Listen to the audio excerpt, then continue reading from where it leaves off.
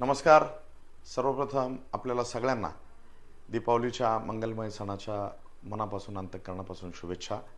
ह्या दीपावलीच्या निमित्ताने आपल्याला शुभेच्छा देत असताना आपल्या सगळ्यांच्या आयुष्यातील अंधकार हा मंगलमूर्ती कृपेने दूर हो आणि प्रकाशाचं नवीन पर्व आपल्या आयुष्यामध्ये सुरू हो, अशा पद्धतीची प्रार्थना मी महागणपती चरणी करतो.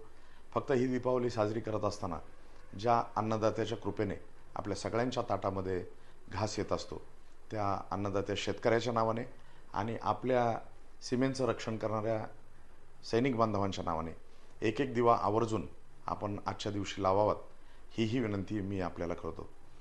दीपावलीच्या निमित्ताने अनेक मित्रांच्या गाठीभेटी होत असताना एक गोष्ट लक्षात आली की दिवाळीचे फटाके जसे आज सगळ्यांच्या अंगणामध्ये फुटत आहेत, तसेच राज्याच्या विधानसभेच्या निवडणुकांचे फटाकेसुद्धा आज आपल्या अवतीभोवती फुटताना आपण सगळे पाहतोय. शिरूर आंबेगाव मतदारसंघसुद्धा त्याला अपवाद नाही आहे. परंतु शिरूर आंबेगाव मतदारसंघामध्ये गेल्या 4-2 दिवसांमध्ये ज्या काही हास्यास्पद घटना, ज्या राजकारणाची पातळी निश्चितपणे खालावणाऱ्या ठरलेल्या आहेत, त्या कदाचित आपल्याला माहीत नसतील म्हणून आपल्याला सांगायचा आजचा हा प्रयत्न आहे. देवदत्त निकम यांना महाविकास आघाडीच्या राष्ट्रवादी काँग्रेस पक्ष, शरदचंद्र पवार या पक्षाने अधिकृत उमेदवार म्हणून आपली उमेदवारी दिली. कालच्या 28 तारखेला अतिशय मोठ्या प्रमाणावरती लोकांनी त्यांना सपोर्ट करून, उपस्थिती दाखवून, गर्दी करून त्यांचा उमेदवारी अर्ज त्या ठिकाणी भरण्यात आला. त्या गर्दीची तुलना अनेकांनी स्वर्गीय किसनरावजी वानखेले यांच्या सभांना होणाऱ्या गर्दीशी केली. आणि विशेष बाब म्हणजे साधं पिण्याचं पाणीसुद्धा ज्या गर्दीला देवदत्त निकम आणि आमच्यासारख्या त्या सभेच्या संयोजकांना पुरवता आलं नाही, अशा सभेला अनेक सर्वसामान्य शेतकऱ्यांनी, आबालवृद्धांनी, तरुणांनी आणि विशेष करून महिलांनी मोठी गर्दी करून आपला निर्णय थोडक्यात त्या ठिकाणी जाहीर केला होता. ती गर्दी बघून कदाचित असं वाटलं होतं की विरोधक या गर्दीपासून काहीतरी बोध घेतील आणि कालच्या भूतकाळामध्ये ज्या काही राजकीय चुका आपल्या झाल्यात त्या सुधारण्याचा प्रयत्न करतील. परंतु झालं उलटच.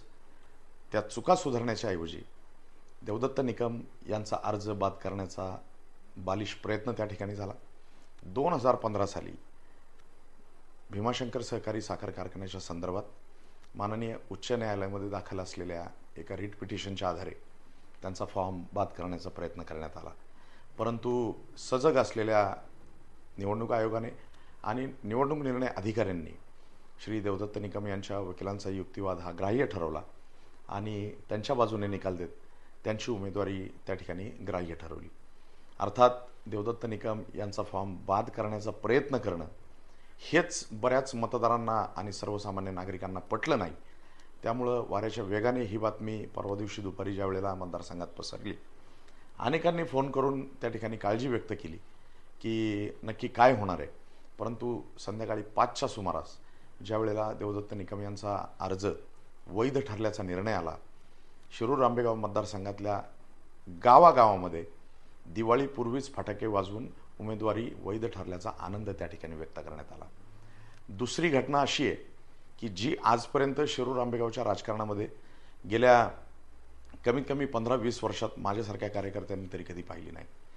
देवदत्त जयवंतराव निकम हे महाविकास आघाडीचे आणि राष्ट्रवादी काँग्रेस पक्ष, शरदचंद्रजी पवार या पक्षाने अधिकृत उमेदवारी दिलेले उमेदवार आहेत. त्यांना शिवसेना उद्धव बाळासाहेब ठाकरे, काँग्रेस पक्ष, आम आदमी पार्टी, बिरसा ब्रिगेड, कम्युनिस्ट पार्टी या अनेक पक्षांनी आपला सक्रिय पाठिंबा त्या ठिकाणी देऊ केलेला आहे आणि या सगळ्या पक्षांचे कार्यकर्ते अतिशय जोमाने त्यांच्या प्रचारामध्ये सहभागी आहेत.